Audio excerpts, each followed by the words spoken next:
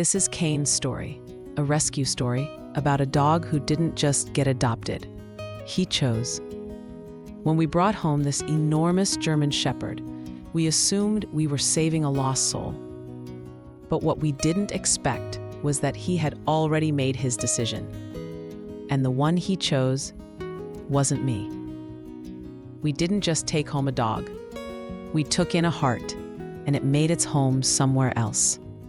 He was massive, thick fur like a lion's mane, paws that hit the floor like thunder, and eyes deep and silent. To most, he looked intimidating. But behind those steady eyes, there was something delicate, fragility shaped by pain. The shelter staff had called him Kane. They whispered that he was traumatized. But we saw a gentle giant trying to hold on to something humane. He arrived shivering, frozen, his legs locked in place, his body stiff with fear. I sat beside him, offering nothing but calm. Still, it wasn't me who broke through. My husband crouched down quietly, eye to eye, and Kane slowly crept forward, one cautious breath at a time. Trust was forming, and I wasn't part of it.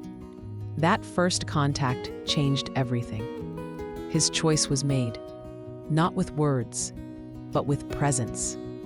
Once home, he shadowed my husband, every step, every room.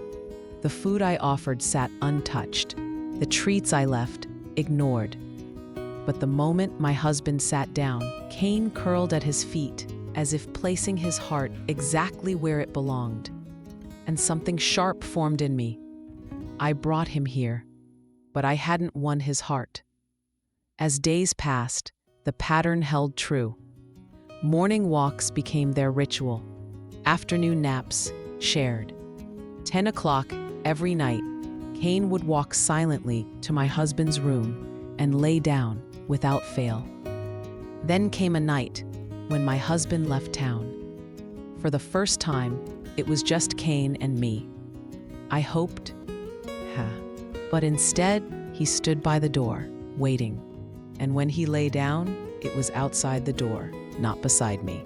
His body near, but his love still elsewhere. The next morning, I tried again. Food, a toy, a gentle tone. He looked once, then looked away. I didn't give up. That day, we went to the park. He moved slower than usual, saw the children, the swings. His tail flicked, just faintly. Then something subtle happened.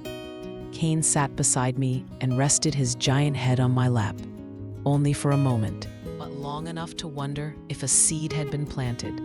That night, I lay in bed, not expecting anything, and then I heard his quiet feet. Not to pass by, not to leave. He stopped at my door, paused, then nudged it open. Kane stepped inside and laid beside me. Not close, not far, but deliberately there. His head on the floor, still, warm. It wasn't loud, it wasn't grand, but it was everything. The next day, I brought home a blue plow. I offered it next. He wagged his tail once. He took the toy, walked to my room, and slid it under the bed. He was telling me, in his own way, this isn't all yours, but part of me belongs here now. Now, some mornings, he comes to me first. Not every time, not for long, but enough. A glance, a soft touch, a quiet nod. It's small, but it's real, and maybe that's all true connection ever is. Yes, he still loves my wife the most. She's his chosen person. And that's okay, because in this home, I'm still part of the story. I took him on his first walk. I gave him his first toy. I combed the first mats out of his wild fur. I was always there, even when he wasn't looking. And now, when he smiles, rests, belongs, I feel it too, even if I'm not the favorite. Even if I'm just the quiet, consistent presence in his life. This bond, this love, was meant for three, because a heart that big has room for us all. So let me ask you, Do dogs really choose? Or does love bloom quietly over time until one day it just is? Maybe the ones who show up quietly are the ones who matter most in the end. And maybe your love story hasn't started yet, but when it does, I hope it's as gentle, as steady, and as life-changing as the one Cain gave us. And that was today's story. A story that reminds us that love, kindness, and compassion are never wasted. If this touched your heart, take a moment to give it a like and share it with someone who believes animals deserve love too. Because every animal carries a story.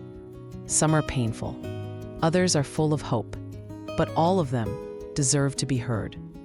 Our love for animals makes the world warmer, brighter, and more beautiful. So until the next story, stay kind, stay inspired, and never forget to take care of yourself and take care of your animal friends.